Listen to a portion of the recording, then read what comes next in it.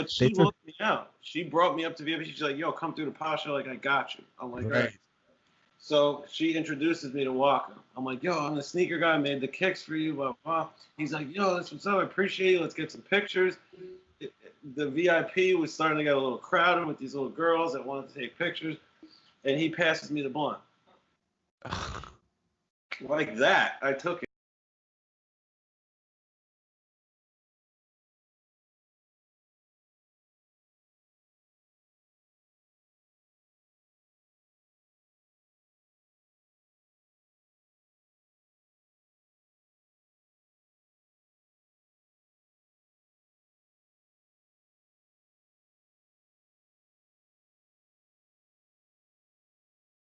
Yo, ¿qué lo que, manín?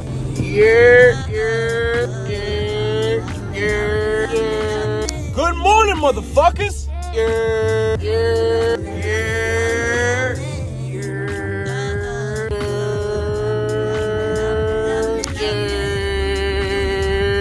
One plus two wrapped up in a bubble. And that's math, baby. Let's get it. That's 1 plus 1 is 2. Let's get it. That's 1 plus 1. 2, baby. Simple math. Because there's no L's, just lessons. 1 plus 1 is 2, baby. That's simple math. Let's get it. 1 plus 1. That's 2. That's simple math. Let's get it. My friends, is 1 plus 1 is what? 2. That's simple math. Let's get it. Shit long division. That's simple math. What's going on, family? It's your boy Jonathan Erik here, coming live in full effect with another installment of Simple Math, the podcast. This is episode 2. Now, this week we have a good friend of mine. His name is Rat. He is originally from Central New Jersey, Freehold, New Jersey to be exact, but now resides in South Florida. He relocated down there for his recovery. He's a wonderful soul who I could tell has been through a lot of ups and downs, a lot of trials and tribulations, a lot of pain that he can now turn into joy, which he expresses through his arts. I could directly identify with him right there, being an artist myself, whether it's music or painting. I got a lot from this conversation. He's very insightful, very inspiring, very wise for his age as well. We related in a bunch of areas as far as relationship goes and turning the pain into art. He also has a very funny story about when he painted these Timberlands for Waka Flocka and ended up relapsing, smoking a blunt with him in the club. So tune in, strap your seatbelts in. This is a wonderful conversation. And remember, 1 plus 1 is 2, and that's simple math. Let's get it. Welcome again, family, to episode 2 of Simple Math, the podcast. Today I'm really excited because I'm getting out of my element and I'm not doing somebody who I necessarily know that well. I know him. We're friends. We've hung out, but he's not somebody I grew up with like I did with the last guest, Michael Ryder. Today we have the very gifted, the very talented, in my opinion, the very blessed. I hope you feel the same way. Rat. Yes. What's up, Rat? How you doing? Gentlemen, I'm doing pretty good. Good. All right, so here we have good to hear. Once again, we have here Vic, myself, Jonathan Erik. This is presented by AOK, and yeah.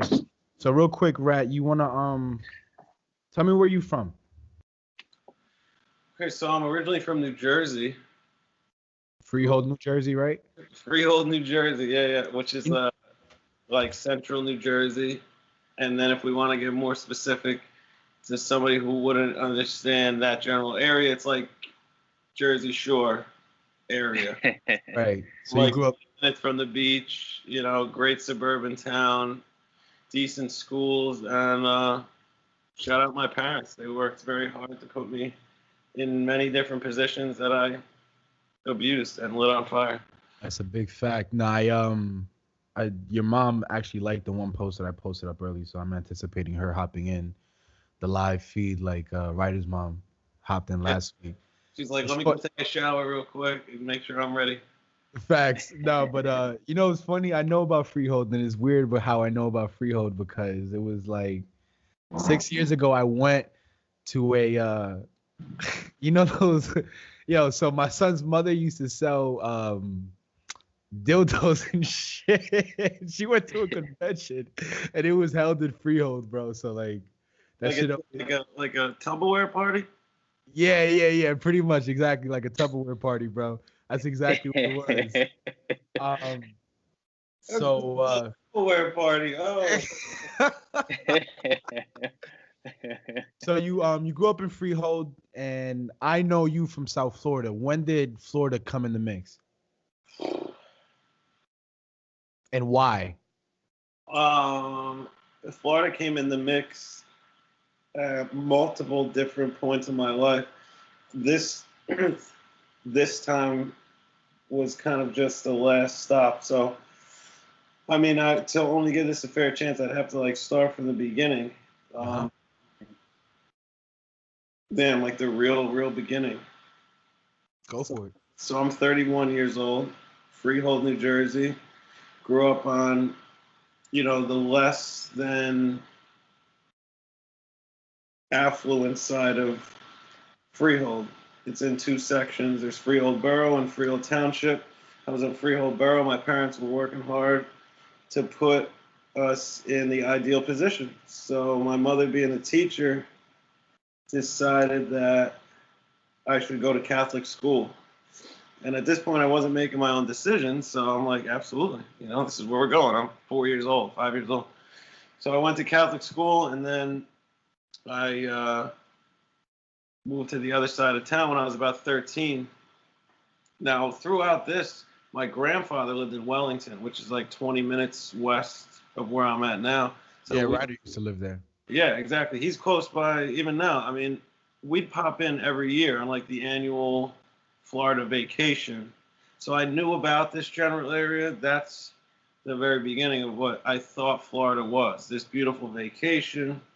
We pop in, go see Grandpa. It's hot. Go in the pool. Where I'm not wanting for anything. Get this Italian man stuffing some money in my pocket. This is cool, come back with. It's time for another shameless plug. Make sure you go check out my new project, Song Cry, available on all platforms, out now. Go check that out. Let me know what you think. Love it, like it, share it. Stay blessed. I act different when there's love there. This feeling I'm feeling is so vicious. I was just hoping and praying this would be different. I really was hoping, I really was praying on a new. Now back to Simple Math, the podcast, episode 2 with our friend Rat. I go to tan, tell my friends, and then there's another side of South Florida and Florida in general. I think, damn, it was like 10 years ago. This could go all over the place, so just catch me, you know what I mean? Yeah. Go for it. 10 years ago, I was caught up. I was sick, basically, with an addiction. And, you get that typical, let's get you down to sunny South Florida. Because my parents didn't know what to do. And these loving people that worked, they both worked to get me in that Catholic school, one of the same best opportunities for me at that point. So this idea that was presented to them was, we're going to send Ryan down to Florida. And again, I wasn't making my own decisions, so I said yes. So I went down there, went to treatment, and that was kind of the other side of what I thought and knew about South Florida. And those palm trees go away real quick, you know what I mean? Yeah, like Ryder likes to say a lot that South Florida is a sunny place for shady people, and it definitely holds a lot of weight. When you so 10 years ago you come down to, or you go down to South Florida for treatment. You're 21 years old. At that point, what were you indulging in, or overindulging in? Okay, so I'm in this Catholic school in this bubble of like suit and tie, but like little sweater and tie. 60 kids in my grade, from grade to grade. I didn't know nothing besides like the town baseball and the sports that I was playing, but I was always the outcast because I was the kid that went to the private school, and I always just like felt different for many reasons, And I'm sorry to cut you off, but I remember that when when we had Ryder on here, he said something very similar, and it's starting to become a trend from when I listen to people talk about their story. What made you feel different? Just so we can kind of deep dive into that, because I think that's important for the listeners to know. Yeah, absolutely. From what I can recall, the first thing, action, or behavior that made me feel different was this loving mother deciding when I was 5 years old that I should take first grade twice. Now, if you put yourself in the mind of a 5 or 6 year old, this loving woman is putting that tie on you every morning, saying, I made this decision. She's a teacher. This clinical decision for me to take first grade twice because she thought I would struggle. But you go into that school to these 5, 6 year old kids, and they're not telling you that. They're calling you retarded. They're calling you dumb. They're calling you all these things that they don't empathize with at that age, So they make fun of you. So that started this not good enough idea. And I was riddled with fear from then on out with something's wrong with me. And these kids made sure that I knew that. You know what I mean? Mm-hmm. Yeah. So you're saying in first grade, at 5 years old, you already had these irrelevant now, now that you're older, and I'm assuming that, you probably made some peace with those times, these insecurities, these fears, because with me, how you said you got left back in first grade, or you didn't get left, your mom made you repeat first grade. So growing up, I went to Catholic school, like you, in the Upper West Side of Manhattan. For the viewers out there, that's where Seinfeld is based from. That's my neighborhood. I grew up there. I'm like, the real life Seinfeld in the flesh, right? I go to this nice private school. You have to do well to live in the area, which my mother did. She worked hard. I moved to Union City, New Jersey at 11 years old with my father, who's in a completely different area. Union City, New Jersey is right by Jersey City, and it's a very urban. It's the hood, and I had to adapt quick. And because of that, in seventh grade, I was already 11 years old, so I was ahead of the pack because my education was so high up there. But then me having to adapt, I got left back as well, and that fucked me up. You know what I'm saying? That's right. Shirts, dog. Show them. Real quick, I don't want to interrupt. It says, "I made this for you, Mom." There you go. Shout out, Mom. Tell Brenda. It's all right, Brenda. Things happen. It happened for the best. Your son's doing great now. So at 7th grade, I got left back because I'm trying to fit in now, because all of a sudden, sex, drugs, and alcohol become what it has to be. Gangs are relevant this is back in what, 2004, 2005. So gang culture is extremely relevant, as it is again today. It's coming up again with the younger crowd. A 26-year-old or a 31-year-old doesn't have to deal with that. But yeah, gang culture was relevant, watching out what blocks I'm walking through. And yeah, it's crazy how a simple thing like that could like shift the access. And conditioning, bro. Like the conditioning of me walking through that cafeteria as a young person who doesn't know myself. I'm being conditioned. My thoughts are being conditioned. You're not good enough. You're not good enough.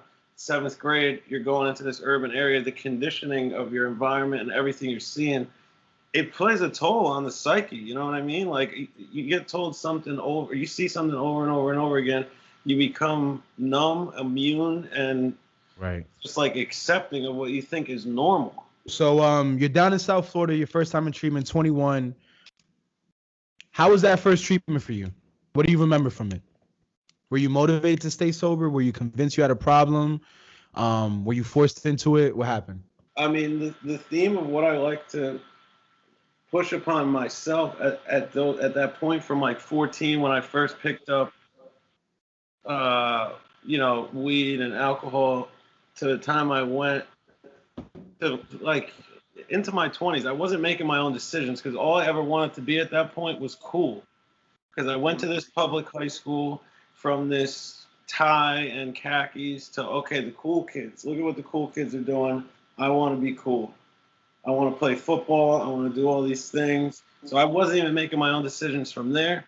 Pick up the stuff that I thought was cool, and I abused it to a point of like conditioning. And there's no going back from a certain point when I change my chemical makeup or if I've always had this, and we could get into that debate all day. But I had this friend and still have this friend who I love dearly. He was like a mentor to me. I'm working at the liquor store in my town. Big liquor warehouse, was perfect for me.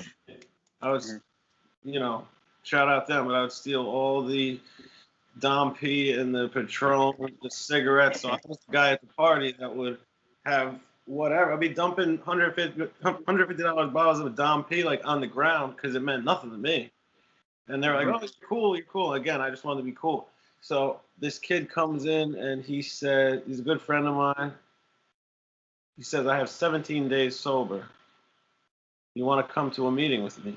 And at this point, I did 2 Roxy's that day. And that's when it kind of dawned on me of what tolerance was, because I was taking 1 every day, had to take 2, wasn't really getting the same effect. So we had 17 days, take to this meeting, and I just arrived somewhere. You know what I mean? I arrived somewhere so profound, and I started to cry. Like I remember it, you know? And this kid is over 10 years now. But to track back a little bit, like I went to South Florida on we're gonna get you on a plane. Now it was probably like a marketing ploy. Now that I, know what's going on out here. Yeah, rehabs are scary now. Quick question before you go into that part. I wanted to ask. At the point where your buddy told you to come to the meeting, did you yourself feel like you had a problem, or was it something that he recognized and said, "Hey, maybe you should come because of this"? Were you okay at that point, at that moment, with what you were doing?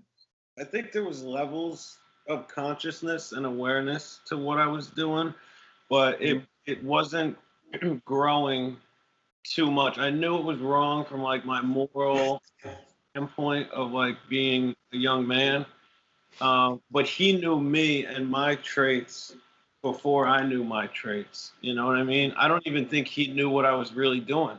I just think now he knew the way I would do things. Yeah, because he was probably going through the same things. And he was already I feel like the way you're describing this mentor of yours is that at the point where he asked you, or he if we're talking in like, the 12-step language, he at the point where he 12-stepped you at 17 days sober and offered to bring you to a meeting, he already had conceded to the fact that he was a alcoholic and an addict. Yeah. And seeing you going down the same path.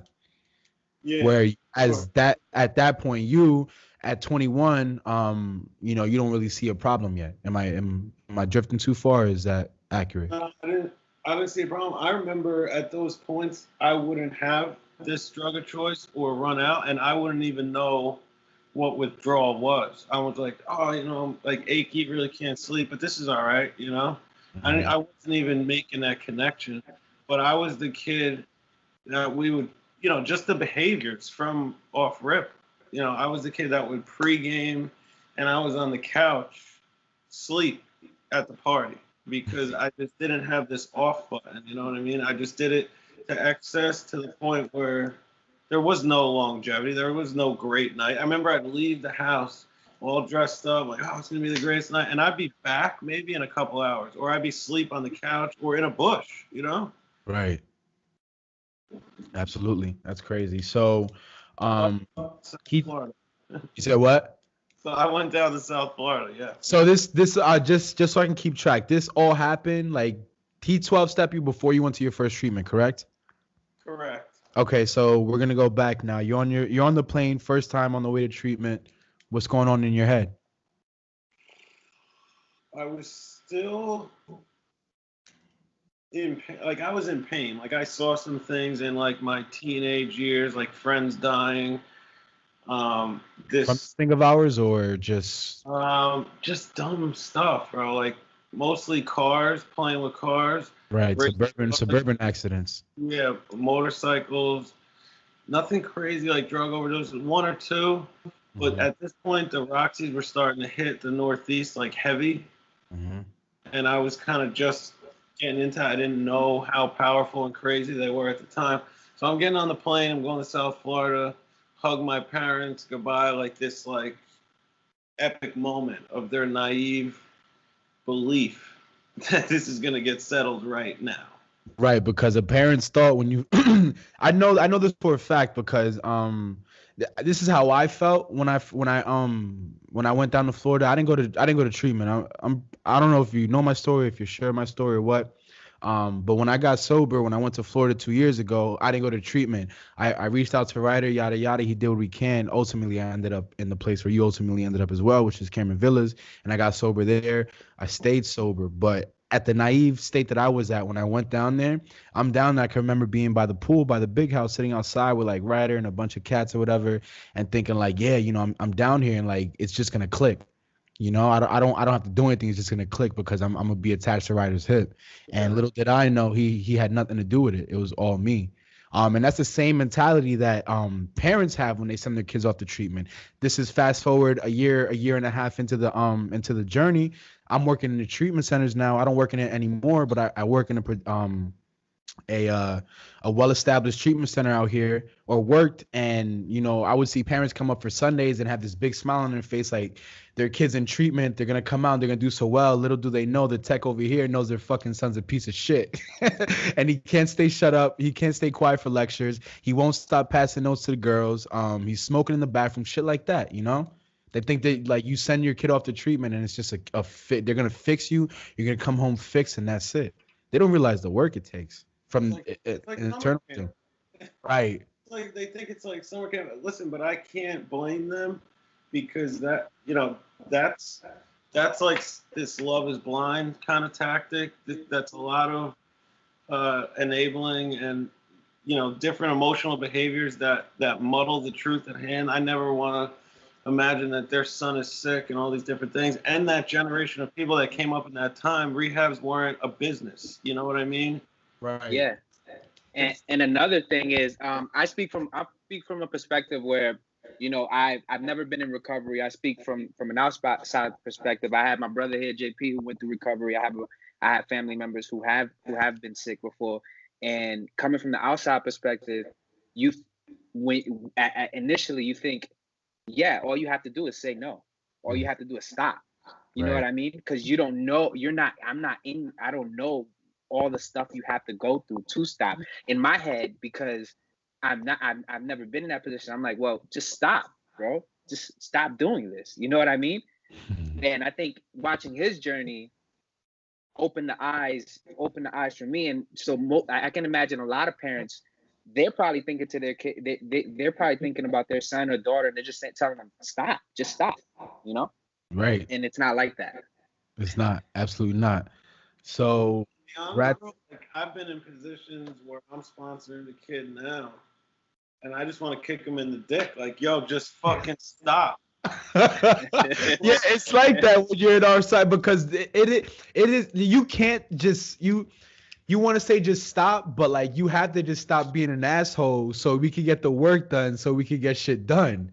But that's how much it doesn't make sense to the not sick mind, because I'm not currently like sick right now. You know what I mean? So the sick mind, that's what they know, and I'm looking at it from this perspective, like, yo, look at all these options. Right. Like, have a seat. Like, I know some shit that maybe if you do a couple of things, I guarantee if you do these couple of things, you won't feel this way. Right. Not, I'd rather go to the block. You know what I mean? And that's like, that doesn't make sense. Just stop. I get that. You know what I mean? It's so strange, but I understand. Absolutely. So how many times did you go to treatment? So I went to this first one when I was 21. Highly manipulative. Was very sick there. But I was finessing from the beginning if I wanted to. Like, they make you a little class president or whatever within the group, or yada yada. I remember I didn't like my roommate, so I told the head guy that I had an anxiety problem. Like, I had a social problem. So I needed to be in the room with these guys. And that wasn't true. I just wanted what I wanted. So I was manipulating within the system to try to get what I want. And they'll almost let you hang yourself. You know what I mean? Like, that behavior, they're either not going to pick up on it or they are. And, it's about behavior. So, damn, bro, from 21 to 31, which I am now, half that time was sober. So I'd grab a year, 2 years, year and a half, you know what I mean? But from that young man who walked in at the liquor store with 17 days, that motherfucker saved my ass because I saw this solution early enough that it made using utterly depressing, suicidal, anxious. I never really fully committed and invested to being like an active drug addict. Like, yo, here's my paycheck. The whole thing's going. I'm going to live in Newark. It's over. You know, I always was fighting with this thing because I knew there was solution, and that shit saved my ass. So these kids that go back out, and if I can help plant that single seed, that might keep them alive. Right. So I've been to, dude, I am shot. I want to say 5. 5. That's not as bad though. I've met kids 21 years old who've already been to 10, 11 treatment centers, but this is in this day and age that it's a business now. And it's a very lucrative business, and it's fucked up. I just want to commend you, man. I think it's important to highlight that although you were going in and out, you did realize it was a constant battle. You did realize I do want to stop, and it seemed like it was just a difficult thing to do. So I want to highlight that, and you know, that's important. That's really important. I think for the listeners out there, you know, I think it starts with wanting to, you know, like making that conscious decision and knowing that that's what you want to do. You know, it's funny that Vic used that word, making that conscious decision, because that's verbatim the exact wording that they use in the big book, which is the way that, you know, men and women like me and Ryder find a solution in the big book. You know, it's part of the first step, making a conscious decision that, you know, you want to turn your life and your will over to the care of God as we understood him. So for those who don't, that's the hit, you know what I mean? It is. Because, yo, for real, something was being done for me, towards me, and with me before I could understand that. So, like, at what point does this, like, divine thing take part? And something was keeping me alive, because I will say it and I'll say it again, I should have been dead a long time ago. Mm-hmm. I'm not. Like, I don't have the reason for that. Like, countless other people that I know are and did less or more than I did. Like, what the fuck is that? And I can't answer it, and I'm happy with not answering it, because I just know that there is, and I'm not it, you know? Right. And I think that's where a lot of people find their peace. I wanted to ask you something else, but I kind of intrigued myself into asking you another question. So you're 100% Italian, correct? I'm assuming by your last name? No, 50% Italian. My father, shout out Fred, he's 100%. My man's got a huge caterpillar Italian mustache over his lip. It's like 72, you know? And my mother is Irish and Polish, so I have some of that. That's why I'm like real fair skinned. My hair's white, you know? Okay. Shout out Fred. So growing up in that household, I can imagine that they try to shove God down your throat, correct? Yeah, sheesh. This is gonna get somewhere. No, you know why I'm asking though? Because me being 100% Dominican, I correlate being 100%. I correlate being Dominican to what it's like to be Italian, what it's like to be Irish, because these are 3 cultures that are like stuck in their ways. They're supposed to be strong-willed people. The men are built like bulls. Everybody wants the women. Everybody loves the food, the culture about them. You know what I mean? And it's always like a big thing, and especially the whole God thing. But a lot of them, and I'm not saying this is everybody, but especially back in the day, a lot of them will practice this religion, but it'd only be on Sundays, so it'd make it hard for you to buy into this shit. I was an altar boy when I was a kid. I went to Catholic school. Me too. Right. You know what I'm saying? I was an altar boy. I grew up Catholic. My mom is part of the women's group in the church. Like, she goes to special things on Wednesdays that she dragged me along to, and Thursday. Like, you know, it wouldn't be only on Sunday. And it, like, a lot of, not even I can't say this for my mom, because my mom, I mean, I'm not just saying this because she's my mom, but she's a fucking saint. But a lot of other people you see and they're like, this still pieces of shit. And then growing up, you're hearing the shit that's going on in the Catholic Church. It's like, I don't want to be a part of that, son. Yo, our moms need to like hang out, bro. Yo, facts. They're close. My mother still lives on the Upper West Side. We have to link them up out there, bro. You're talking about my mother. It's crazy. But did that like deter you from buying into this, to what is the program, which is spirituality? Because you cannot be successful without a guide. I don't care what anybody says. We could argue about this all day, but I got cold hard facts about people who are in and out of these rooms who cannot succeed without a power greater than themselves, who constantly rely upon themselves and fail over and over and over again because their ego is way too big to say, fuck it, I'm not him. Like you said, I'm not him. I don't know what is, but I'm gonna let them take it because I'm trying to live. Joe Kane, I'm not getting a haircut. Go ahead, Rap. I got one from Mike. I'm overdue. I hope he's not upset. But yeah, there were probably 3 parts to this story that really stand out. So I go to Catholic school. The Catholic religion is like a heaven and hell based scenario with the Ten Commandments. So that's where a lot of like fear was instilled in me. You know, if you did X, Y, and Z, I thought I was going to go to hell. If I didn't confess these things, I thought I was going to go to hell. You can sin in your mind. You know what I mean? Am I going to hell because of that? So it was very fearful. And then I got to public high school, and I was like, F this God stuff. Like, the weed man and the other guys were my higher powers at that point, because they had the solution for me to feel like okay. And then this mentor that came into my life with 17 days, whatever, he's the smartest kid that I've come to know. So whatever he was going on with him, I was taking it as my religion.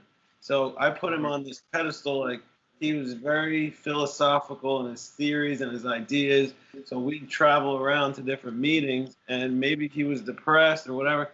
He would talk about stuff like, yo, why is this like this? Look at this social experiment. Look at these people, like, ba, ba, ba. And I started to philosophize my way out of the room to the point where I thought I knew too much. You know what I mean? I was learning all this stuff in this like in-depth, pick-apart way that I'd come into meetings like, you're a fucking idiot, you're dumb, you know, you don't know about this and the other thing, until my ass was against the wall. And all those ideas that I tried to execute, all those thoughts that I thought I had just didn't freaking work, and it didn't matter. And the only thing I had left was to connect with this thing that kept saving my ass over and over and over in my way. Right. Bits and pieces of everything.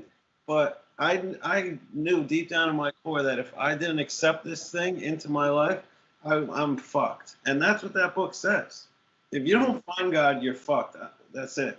Right. That's exactly what it says. That you're getting me hype. I love talking about this topic with guys like you. Like me and Vic were talking about with Ryder the other day. Like, you know, if you see us 3 walking down the streets, you wouldn't say all these 3 kids are, or at least you and me, because, you know, Victor here is not an alcoholic. He's, in my opinion, the perfect social drinker.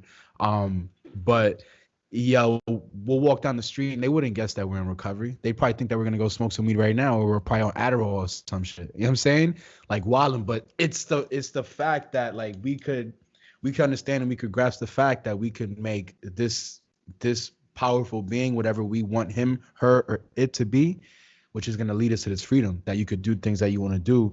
And speaking of doing those things that you want to do, where did art come into the mix for you? In like my early 20s, I want to say like maybe 23, I had this girlfriend at the time, and she worked at the local art store. She'd come over with all these supplies, and we would do like different creative stuff. And then we parted ways based on my behavior. Mm-hmm. And I was kind of left with all these supplies and like this broken heart at the time. And I was looking on the computer, I was like, this guy was painting these Vans, like the Vans sneakers. And I I'm like, yo, let me try this. So I copied the exact shoe. I just painted it. Took me hours. Posted them on the internet, and then people started wanting these different pairs. So it kind of snowballed into this. All right, I'm gonna paint shoes. I kind of like this. I wasn't really creative growing up, but I just like picked it up. I drew when I was little, but and then there was a pivotal point, probably like 5 years ago, when I started painting on canvases, and I was in pain, and I was alone, and I was anything that I was feeling, I was starting to put this out in a physical form so it can live on these canvases, like gravestones almost. Like, yo, I feel this kind of way. I'm putting it on this shit, and it's gone. You know, and like it's meditative. I'm by myself doing this. I'm listening to music. I'm accessing these inner abilities, this impulsive drive to like make these things. And I want to fucking do it more than I want to sleep or eat or talk or do anything, bro. And I can't get enough of it because I was a kid growing up that wanted to be a Power Ranger, that wanted to be a fucking astronaut, a karate freaking kid. You know what I mean? Next day after the next day after the next day. This is the only thing I've experienced in my life where I want it more and more every single day. Right. That's dope because, you know, and if we're looking at it from a sense, I mean, if we're looking at it from the surface, like you started essentially late in your life to start doing art to be as talented as you are today because I fuck with your shit heavy. I'm not just saying that to say it, but I do fuck with your shit. I fucked with your shit from back in the day. I like your aesthetic, the way you just set up, like even your Instagram page is nice to the eye to look at. My shit's a mess right now because I'm trying to build this fan base. I'm fucking posting different shit every day and like 3 times a day and then I'll art, but you know, you started late, but you found this way to vent like I did with the music. And I know Vic was nodding his head too, because when you said you want to do this shit more than you want to sleep, I mean, yeah, we feel that. So you start making art. Did you come back from Florida? Oh yeah, I came back that first time with the flowers and the card and the balloons. Like you did it. You did it. And I didn't last very long. But anyway, and then I went to a couple different places, but the art I picked up because I was in pain. The art I picked up because I needed an outlet. Like it just kind of happened. I don't know how it happened. I didn't fight it. I'm blessed. It didn't save me, but it saved me. You know what I mean? Right. Like it's not God, but it's like a hugely satisfying thing. And when I'm ready to hang it up or whatever, and someone DMs me like, yo, I was suicidal or I was doing this, that, and the other thing, and I looked at your work and it made me cry or it motivated me, like that's better than somebody giving me a check for a painting. You know what I mean? And that gives me this responsibility. And now I'm so far into it that I'm responsible. I'm responsible, at least I feel so, to put these pieces of me into the universe until I'm done, you know? And then when I'm done, I'll be done. And I've fantasized for a long time about how I will finish this, but, you know, not yet. But I've been down here in Florida this time for like a little over 4 years. Okay. So you go down there, I'm correct me if I'm wrong. I'm just saying because you know a mutual friend of ours, which is Ryder. So you're down there, you're in treatment. After treatment, your aftercare plan is this wonderful place in the hood called Cameron Villas, right? About them streetwalkers. You said what? I mean, I never talked to them or touched them, but there's a lot of hookers over there. It gets crazy, y'all. Military and Purdy, bruh. So, yeah, the checkers right there. I was telling the story last time how when they finally let me out of the fucking house after I pissed clean, the first thing that happened when I walked to the checkers was somebody asked me if I had hard, bruh. And little do they know, I'm like fucking, like I said last time, I just took the first solid shit that I could in like months, part of the year. So you're down in Cameron Villas. How much time do you have now, if you don't mind me asking? I had about 2.5 years, and then over the summer I got a kidney infection. And it sent me off the deep end for like a short period of time. I had kidney stones, blah, blah, blah. So since then, like whatever decisions I made, I went on narcotics started my whole shit around. And that was like a real pivotal point for me because I came across, damn, this is fast forwarding like right now. I was depressed. I was like, damn, bro, this is crazy. I keep like hitting my head against the wall. And I was at a meeting, ran into this guy who was telling me about freedom. You know, like he was speaking on 4 and 5, telling me like about this brand of freedom that I hadn't heard down here. I'm used to up north culture and brand of AA. Like a lot of old heads, like, listen, kid, if you don't want this, you can get the fuck out of here. Or like sit down and shut up, blah, blah, blah, whatever. He was talking about this freedom that I was like craving in that moment. And I told myself, like, I'm going to talk to this guy. Fear set in. People were sharing. I'm like, no, I got a sponsor. I'll talk to him some other time. But something brought me to him. And this cat brought me through the steps again in a week. The way it was done. The old school way. Yeah. He said, come to my house. I was there. He said, leave. I wasn't leaving even then. You know what I mean? And I did everything that he told me to do in that short period of time, because if I want to look at the summary of this whole thing, my life would get so good where I thought I had to be famous. I thought my paintings were the priority. I thought I was somebody, you know what I mean? Like this delusional mind, when if I want to look at the graph of this whole thing, life would get so good it would take me away from that program, and I would think it was this process to meet with people and sponsor guys, like this selfish thing. So the quicker I could have got to helping people, the quicker I was going to heal and the quicker I was going to expand on my idea of God. So that the fact that that happened over the summer was a fucking blessing. It sounds like it because I'm blessed that the brand of freedom that you heard down there was the same thing that the man who took me through the steps not advertised to me, but you know, had and attracted to me. Because you're right about that. Imagine living in the mountains up here in PA. And a lot of the old timers do say that. Well, back in my day, you come and you sit down, you shut up, you take the cotton out of your ears and you put it in your mouth. You don't talk for the first year. And I'm looking at these cats like, bro, how the fuck am I supposed to tell you I'm going through it then? Like, how the fuck am I supposed to tell you, like, I want to drink today or I want to get high worse than I want to stay sober, bro? Like, help me understand that. And you're telling me to just sit down and shut up? And like, where's the book coming into play? And how many meetings do I have to fucking go to until this shit starts clicking in? So that's important that people know that too. That you know, you gotta be careful on what you whose horse you choose to latch onto, because you latch onto the wrong horse and you're gonna fucking die. Honestly, there's a lot of kids dying because of that. They look at me and they're like, they think I'm some miracle, which it says that I am, but I'm not. I did a few simple things, and here I am today. So I'm gonna backtrack again. Did you try to concede before, like this time around? Elaborate on that. Like, Conceive. were you ever like at a point where you said, you know, fuck it, like I gotta do this shit 100%?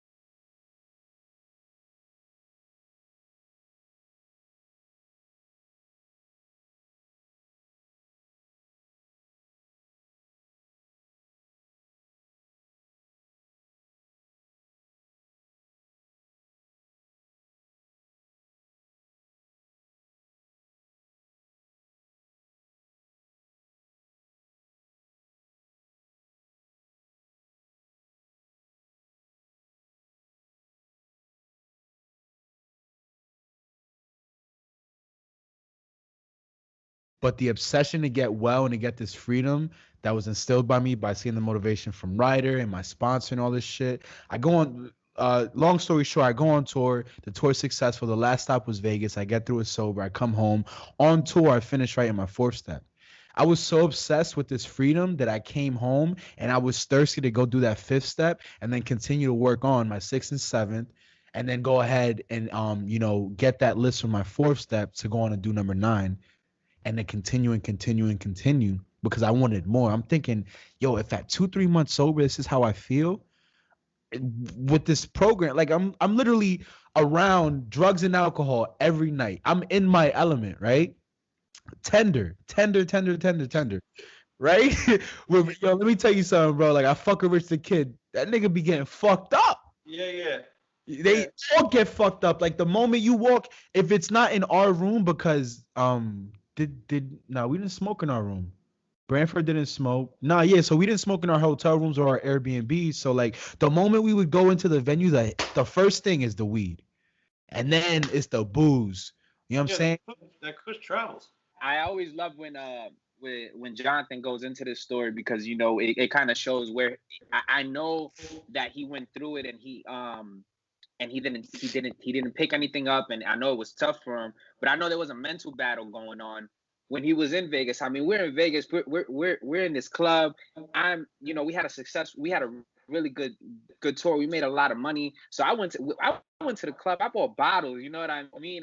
We were having the time of our life, and he still fought through that. So it's always interesting to ask: has there ever been a situation where you've at least put yourself in a situation similar to that, where you were able to beat those demons that's in your head? You know what I mean? Because I know AA is not about becoming a boring person. You still want to live your life, and you still want to be able to enjoy yourself, and all your friends are not going to be sober friends. I mean, let's be honest, you know what I mean? You're going to have friends who are indulging in things. So how do you handle those situations? And can you talk about a time where you might have almost fell into the temptation? No, actually, I'm gonna answer the first half of his question, but I know there's a time that you fell into the temptation when you had a big little come up, right?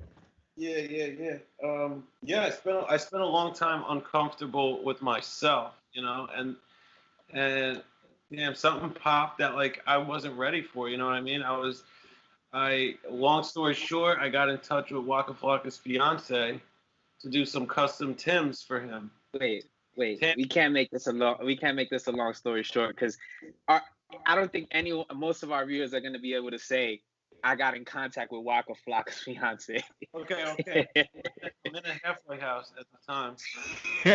Through the halfway house, you fucking me, Flocka. I'm in a halfway at the time, and Tammy, who's Waka's fiance, just comments on one of my pictures like, "Yo, I'm Waka's fiance. I want you to do some custom kicks for Waka." I'm like, okay, this isn't real. This is before Love and Hip Hop. This is before she blew up.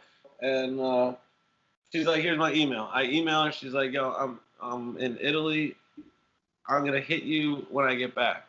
So I'm telling my friends or the people at the place like, "Yo, blah blah blah," and she hits me when she gets back, and she's like, "I want to do some Timberlands for Waka," and I'm like, "All right, I'm gonna need a deposit." This is kind of what I was pushing at the time. I'm gonna need a deposit to get started because I didn't have nothing. Before this opportunity was presented to you, have you ever done any work for commission like this? Yeah, but small stuff, not like what I thought was gonna make my life at the time. Okay. So I kind of knew the spiel and stuff like that. So I remember sitting on the bus, taking the Palmtran bus to work, like texting her. I got her number at this time. Like, it's just gonna be $100 as a deposit. Yeah, no problem. Like, let me see what he says, and then ghost. I don't hear nothing. I'm like, damn, I'm still riding this bus. Like, this could be it. So it's like 12 at night one night. She hits me up. She's like, in a text, she said, "Waka wants to talk to you. Can you call?" And you could tell they're like laying in bed at this time. So I call, and this freaking big black dude gets on the phone, like, and it's Waka's voice. I was tripping. And Wait, are you on the? Are you in bed? Did you say you were in bed at the time, or? You could tell that they were probably laying in bed, like, yo, this is the current event kind of thing. So I hop up, I like put on speaker, like, yo, motherfuckers, I wasn't kidding, you know. And then he gasses me up, like, yo, so I'm going on tour with Steve Aoki. I want you to be my sneaker guy from here on out. I'm gonna need like 5 pairs of black light Steve Aoki rave scene. I'm like, bet. I take a deep breath. I give him my spiel about the paint and blah, blah, blah. It won't crack or chip. You wear it however you want. It's gonna look fly. Blah blah blah. I'm like, I'm gonna need at least a $500 deposit to get started. And he's like, perfect. I'll have my accountant wire you the money. Send me your information. Now I got his cell phone number. So I'm waiting on this deposit to get started. Like, oh, I'm almost there, blah, blah, blah. And a couple of days later, I call his phone. He's like, yo, who's this? I'm like, he's like, yeah, I'll get back to you. You can tell on some real, like, hood shit. He probably just wants shit for free. He don't even know me no more, you know? So I'm like, damn, I'm losing this. So I go back to Tammy. I'm like, yo, I'll do 2 pairs of Timbs just on the idea that he told me, you can have them, just post them. She's like, all right, bet. So I go to the mall and buy brand new butters, which are like $180, $190 a piece. Right. And just the idea that Steve Aoki Blacklight rave party. I'm going into work at this point, telling my manager, yo, Waka Flocka is about to put me on. When that pops, I'm out of here. Fuck this. Like any sensible, I'm assuming like 20-something-year-old would do. You know what I'm saying? Like, yo, I'm out of here. Okay. This guy anyway. I'm like, yo, come in the office. I'm showing him like Hard in the Paint music video. Like, like what the fuck is this? You know? And I remember doing them. The guys at the halfway, I was like, oh, I don't really like those. And I'm like, shut up, bro. I'm working on something here. What I was doing. Get the address. I Google it on like Google Satellites in Atlanta, little McMansion joint. That's it. So I finish them, send them to the crib. Yeah. Weeks pass by. I'm like, yo, Tammy, did you get the package? She's like, oh, we're moving. Like, I'll go back to the crib and check. I'm like, damn, I'm telling my boss, like, I'm giving an attitude now. I'm like, I don't even want to be here, you know, telling my job. And it was a Tuesday before a dinner shift. My homie screenshots his post. So he got him, put him on with the icy ice, whatever, and started posting pictures of him. He had 1 million followers at the time and starts tagging me. So I'm like, yo, I told you, I quit. Wait, let's clarify this. So this is with no money in hand. This is just, you saw you got tagged. You was like, fuck this shit, I'm out of here. But at the time, I was working an idea with my great friend, mentor, who kind of put me on to a lot of like how this art game should go, is Chris Florentino at By Flory. This kid is a gem of a human being. I can get into that, but I ran into. I'm not gonna go off into this, so you can continue on with your flow. But I ran into his art the other day, actually. And yeah. I co-signed that. He's the man, and he's like, yo, I need help painting the situation from the Jersey Shores tanning salon. His brother's opening a tanning salon. We're gonna paint the whole thing. Come up and stay with me. It was a perfect recipe of. Okay, I got a ticket out of here. So I made these shits. They posted them. My followers are going up. I get up to Jersey, start painting this tanning salon with Flory, and start pumping out these pairs at like $1,000 a pair. Because now every like hood dude on the East Coast wants these Skittle-looking crazy Timberlands. Yeah. So then I hit up a mutual friend of ours, I think, Angel. Not Angel. Damn it. What the hell is the other one's name? Kayla. Yeah, we have a mutual friend. Not Kayla. There's another one. Ninja. Nikki. I'm with a D.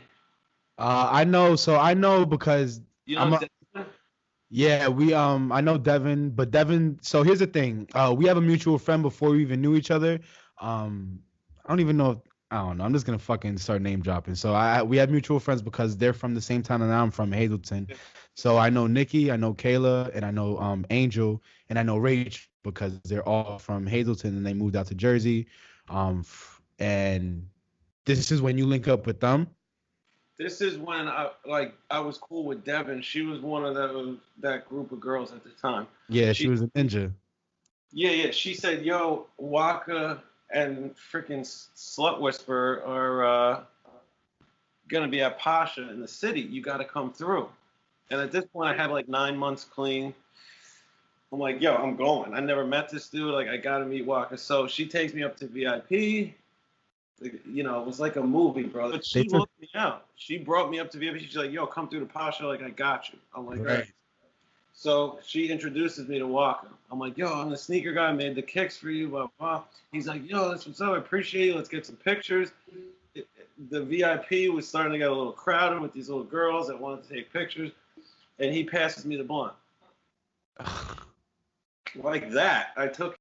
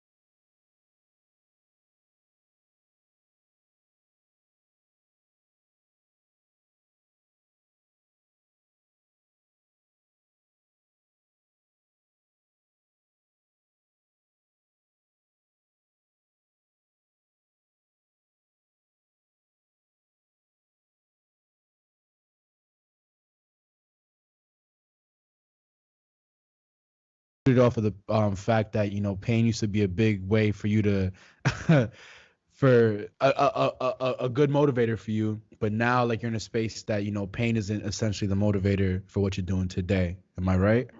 Right. I mean, just being creative is dangerous. Yeah. Um, Reflective pain, I enjoy.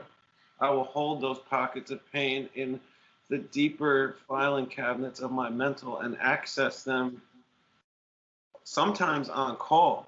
Right. It is scary, bro. I fucking there's these pictures that shouldn't be there, but in there's these pictures over here from like my past when I was in active addiction with people who I was with that I could throw away, but I just won't.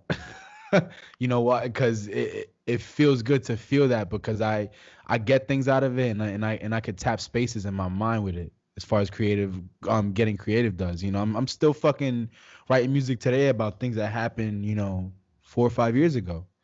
It's Yeah. weird. It is dangerous, you know, because it can put you into places. There's certain songs that I recorded that people love, but I won't listen to. I Mm-hmm. won't listen the single on the mixtape. I don't listen to it. I don't because I made like it was really dark that day. I made it on cue the day that it happened, and I don't listen to it, but people love it. You know what I'm saying? Yeah. I had a client hit me up the other day, like, I'm broken. He left me. Can you make me a painting? I'm like, bet, that's my favorite. And But you I won't feel with it. rich well, like ritualistically I have to almost like set that. It's like an actor, like putting Yeah. themselves into character, Right. but I don't want to take advantage of or hurt anybody externally. So how do I get into that place? Do I leave my girlfriend? No. Do I stop eating? Do I, like these things? What's the extent of which am I like a method painter? Am I a method actor? I can't, because of my end result, I'm not an average person, and we're not average people. My end result of stress, anxiety, depression, not taking care of myself is on the block and dead. Right. So there's this delicate balance of I want my work to be raw and beautiful, but I also want to be alive to paint more paintings right now. Absolutely, and be respectful in the in a sense too, because yeah, to put yourself in that space, you know, what are you willing to do? I know art. I can't speak on painting because I'm not a painter. I am an artist, but I use words. And you know, sometimes it gets dangerous because my words. Ex Vic. I've gotten in trouble because of things I've said about people constantly. You know, and it's real emotion, but this is how I know how to do it. And you know, in my head, I'm in this fucking. I'm at the top, and you know, I'm doing this, and people should love it. But I'm still in small town, Hazleton, PA. Everybody's hearing it. They hear it, and you know, I fuck myself constantly doing that shit. But yeah, so pee break. I'm bringing you into the bathroom, bro. Nah, it's all good, bro. Just don't flash nobody. Easy. Yo, so do you remember when I went down for my 1 year anniversary? I do. Okay. You remember Kapow? Oh, of course, bro. I've been there many times. Chloe knows. We be Okay. eating those donuts, bro. Facts. Those donuts are raw. Yo, do you remember making me eat a flower? Yeah. I did. Dude, I remember us talking outside, just me and you, on the street, like it was yesterday. Yeah, facts. Like I was telling Vic about this yesterday. I fucking real quick. I'm gonna help you. I'm gonna help you get into this, yo. Like I forgot what we were talking about. If your memory's a little better than mine, fill in the blanks. But out of nowhere, we're talking, and you go, this kid's confidence is through the roof. I love it. And then you look at my nails. He's like, yo, do you manicure your nails? I'm like, nah, I just stopped biting them. I used to bite my nails a lot when I used to get high, and I stopped biting them, and now I cut them religiously. And I forgot what I said. I said, yeah, I think I'm better than Jay-Z. And you just looked at me and you said, you want to go outside and smoke a cigarette? I was like, yeah, let's go.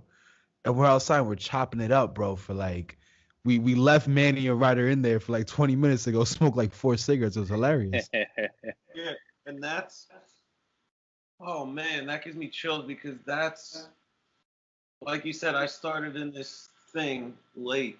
And there's so many reasons why this is the most beautiful thing in the world to me, because two strangers, granted whether Mike was there or not for an introduction doesn't matter. Right. You have a creative idea and I have a creative idea and we speak the same language. And that is beautiful. The fact that it can bring people together and we're talking like this. We're not in the same room, not in the same state. We could be on different planets. We're still speaking the same language. And along with recovery and creativity, it's beautiful. It is. This is the beautiful part about life right now. These are the moments that I look forward to the most and I cherish the most, because I could actually feel these things now. Before I didn't. Before I would crave for moments like this and I couldn't find them. I'd pop all these perks and all these oxys and I'd come to the same place, to the same room that I'm at, and try to create, and I couldn't get it, unfortunately. When I get clean and sober, here it is. It starts like flowing out of me, and I can have these genuine conversations with people that push me and like, you know, get there. Like, you know, you're lighting a fire up my ass right now. Little do you know. And I feel I'm a hype right now. Real quick, you're who's Tara to you? That's my sister, though. She said to ask about her. I know. I'm watching. What am I asking? And real quick, side note, your father said his cousin is Michelangelo. Does his hold any weight? No, he's playing out here. It's just an Italian thing? Yeah. My dad is big with the sports, loves sports. Who's his favorite team? Please tell me the Mets. Yankees, dog. Damn, son. The Yankees and the Rams, believe it or not. What? Yeah, he's in his glory, or he was until he got abused. So he's a lefty, you know what I mean? So I believe, made it his business to make me a lefty, which has made me, maybe it wasn't, you know, just supposed to happen, but, you know, definitely more creative, just this left hand, you know what I mean? You know what I'm saying? I feel that 100%. So what to give me a day to day, like, so do you still work from before you used to work in the restaurant business, correct? Yeah, I mean, I've gone through a lot of different like what seemed like delusional ideas. And famous, made these boots for Waka Flocka. Who am I now, motherfuckers? You know, and quit the job.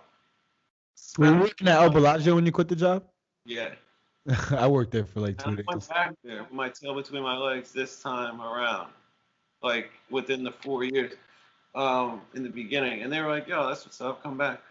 I quit my job in the past and just tried to paint, but painting is, at the point now, it's volatile. You know, I'll sell some paintings, I'll have events, but I refuse to kind of water down my work as far as like doing a ton of prints or like phone cases or whatever. Shout out to anybody that does that, but that's fine. I'm into the bigger picture, right? Like original work and stuff like that. Right now, which has been a blessing, the past about year and a half, 2 years, I've been working at a mega yacht club, which has been great. It's right on the water, huge 200-foot yachts and up. Bartending, parties, waiting tables. It allows me to make my money, come back here and focus on the craft. You know what I mean? And that's a decision. You know, I know that I'm capable, like employment-wise, of like great things. I will be an asset to somebody, but most importantly, I want to be an asset to myself. And I'm able to do this and leave the work there and work on these pieces, you know what I mean? And go to different events and be on that pedestal and, you know, be realistic and humble in the fact that, like, this is no joke. Like, this means more to me than anything. Absolutely. And I'm defended and protected with what I got, you know?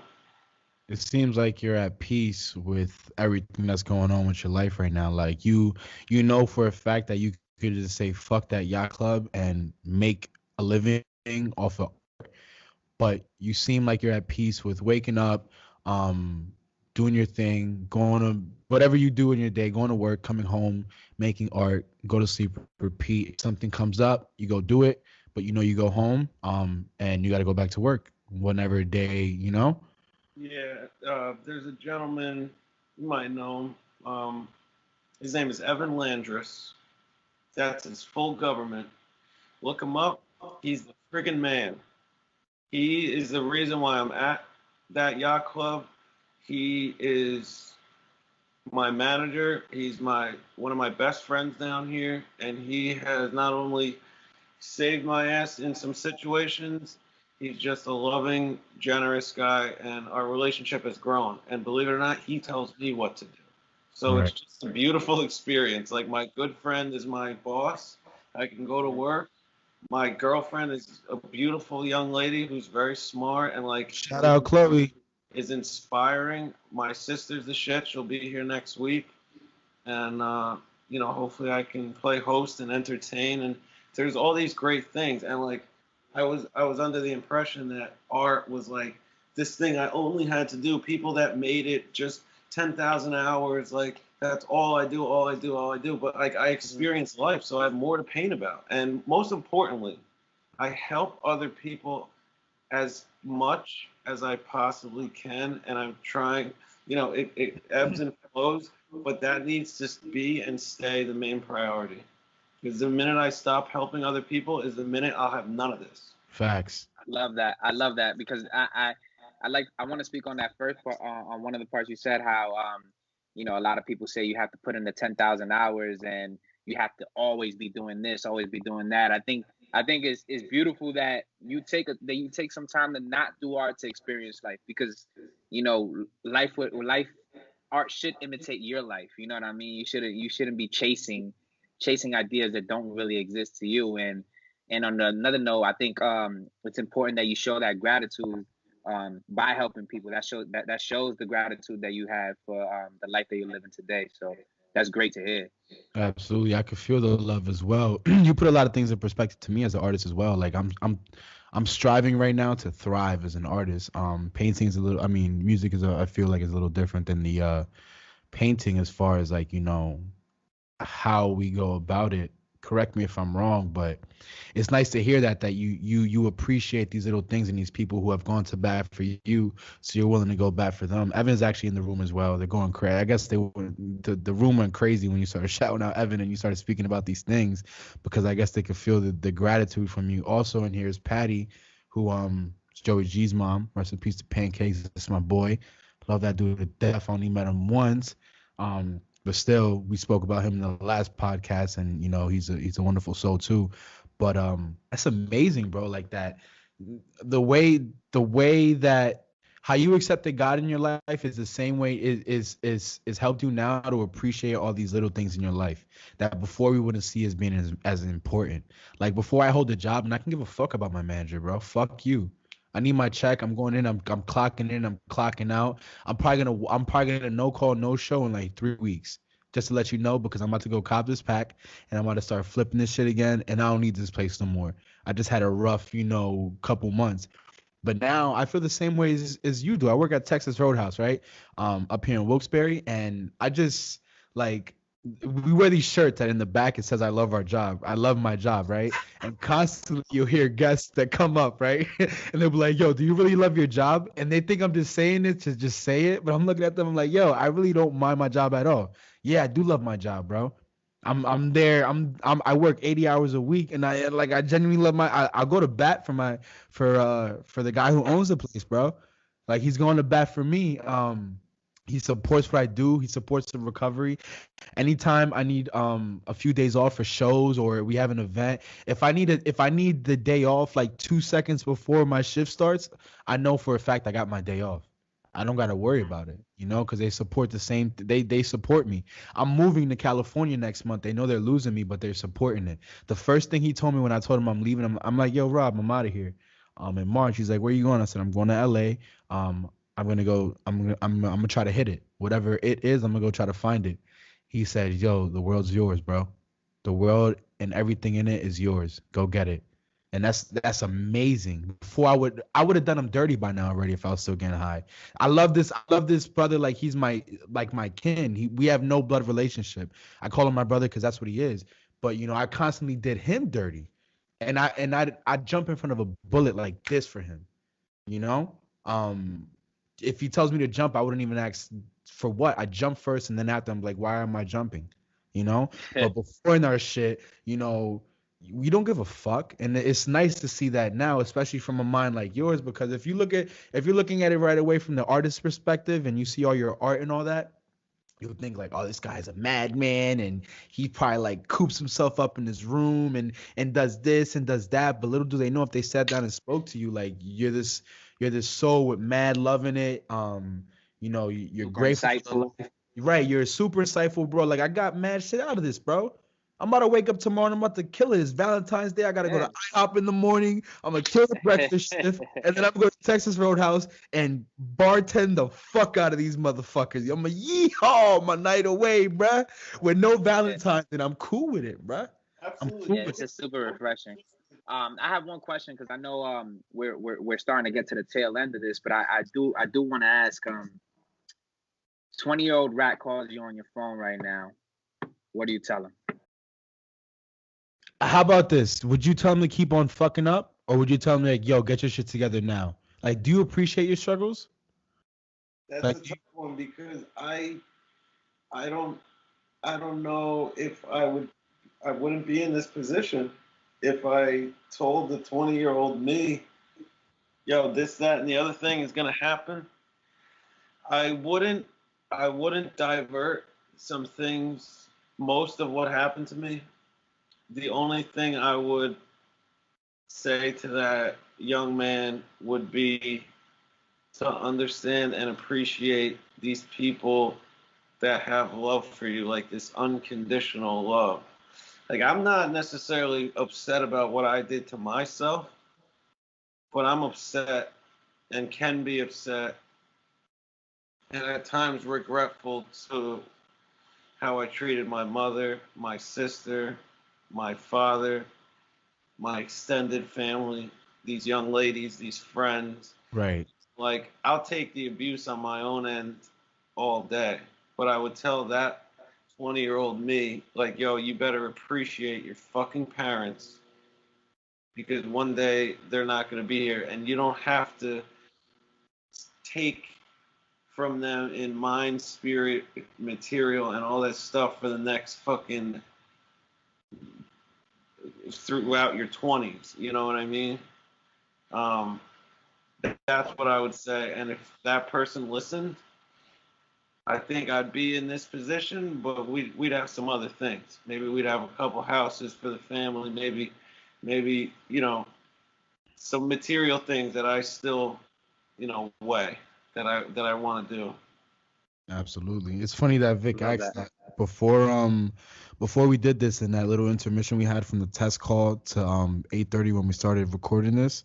I was outside smoking a cigarette, and for some reason the thought dawned upon me when we were 22, we both moved out of our houses, but we both moved into our own apartment. But Vic had found an apartment that he had offered. He's like, yo, you should come live with me. And I'm thinking to myself, man, like I would love to. I was salty at that time. I was a little salty bitch, bro. For real. I was always salty about something. Like in my earlier 20s, like I was just always mad. Like I would seem happy, but I was always just mad at something. And I would fucking act on emotions constantly, bro. Constantly over and over again. Vic asked me to move in with him. The apartment was gorgeous. I wish you could see this place. I wish everybody could live in Vic's first apartment. This shit was fire, bro. You know what I'm saying? It was the spot. He's like, yo, move in with me. It'd be dope. I'm like, nah, son. I got my 1 bedroom, $500 a month, 3rd floor. It's the top floor. I'm chilling. And there is where where the shit went off the cliff. I thought to myself outside while I was smoking a cigarette, I'm like, yo, I wonder what route life would take. Life would have took had I moved in with Vic. Because it's not like me. You walked into my apartment at 22 years old. The first thing you see to your left is my kitchen. On the kitchen table, there's a pound of weed. There's an 8-ball. On the coffee table in the living room, there's mad fucking pills. Like legit, no gas. And there's like 4 niggas here smoking mad weed. Yeah. And one nigga he never seen in his life. And then you walk into Vic's house, it smells nice. He got a little Frenchie running around. The candle lit. He just he made mad music. Like, it's wild. And it's funny to think, like, I don't know if I would tell myself go live with Vic, because I don't know if I'd be in this. Like, I've only gotten to the place where I'm at because of my struggles. I'm only able to cherish these moments and appreciate this, and to take it and use it as motivation because of what I've been through. If I would have never hurt that girl in the past, who knows if I would ever been ready for the next girl who does come up, to be able to be more empathetic and to understand the power of what I have, as far as how I can make people feel. It's easy to make people fall in love with me. I hear this constantly. I'm not tooting my own horn, but I'm sure you said you've heard the same thing. It's hard not to like you. It's hard to hate you. People constantly tell me that it's hard to hate you, Jay. It's hard to hate you, Jonathan. You're just so, I might What get I a will say nonsense, but is that what I will say is that both you guys have these struggles. Both you guys have these real unique stories, coming from different perspectives. And I think that everything that did happen throughout your life is very important, because you get to share it. You know what I mean? Most importantly, if you made that decision to tell 20-year-old you don't do what you did, or JP, if you made the decision don't to move in with me right now, we wouldn't be having this conversation. And I think a lot of people are gonna get a lot from this conversation. You guys are here living, and you guys are probably going to be able to help save a life by sharing your stories and sharing your struggles. So, sometimes it's real easy to have regrets, but I think the what comes on the tail end of the regrets is the fruits. You know what I mean? Every plant has to grow. You know what I mean? And I think you guys are now starting to bear the fruit from that struggle that you went through. 100%. 100%. Now the corny part of all this. Tell the people where they can find you. Where can they find your work? How do they hit you up? Yeah. Yeah, absolutely. You can find my available work at www.donebyrat.com.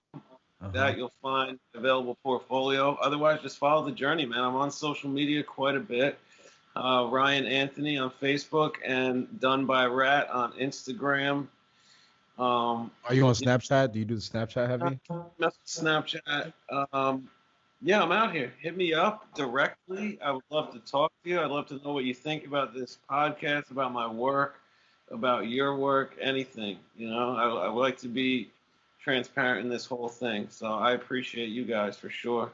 No, we appreciate for the viewers out there, real quick, how do you feel about some viewers hitting you up? Because I know people are going to be intrigued with the story. If they're asking you questions, is it okay for them to slide in that DM and just try to get some help if they need to talk to you? Absolutely. All right, sounds good. That's dope. So I look forward to tasteful DMs, the responsible DMs. The responsible DMs. Yeah, you gotta make sure Chloe come at their neck. Yeah. I'll leave you on scene real quick. So that's a fact, bro. I look forward to linking up with you in person in the future, wherever that may be, whenever that may be. I look forward to you. I might have to get out west. I know some people out there, and I might just be sleeping on a couch. That's a fact. You know, our couch is always open. I know we'd love to have you over. And I look forward to. I'm gonna speak this into existence right now. Probably the album that gets me the Grammy. Your boy might do the cover art, bro. I see it, bro. I feel it. I do cover art. I do ad libs. I could be the dancer. Whatever you need out here. For real. Facts. You can host the album. Host the album. Listen, I'll hand out coffee, cookies, whatever bottles you need. I'm ready. Seriously, because that's how I operate. When we cross this threshold of friendship and existence, it's just like this infinite loyalty. You know what I mean? And these different events help that to happen. So you need me to go to bat, I can hit a home run out the park for you guys. Let me know. Thank you. Appreciate that, man. Likewise here. You know what I mean? We're always willing to help with whatever we can. Absolutely. It's a fact. Yo, Rat, I love you, brother. I thank you for this. I knew this was going to be great. I'm going to watch this shit for myself.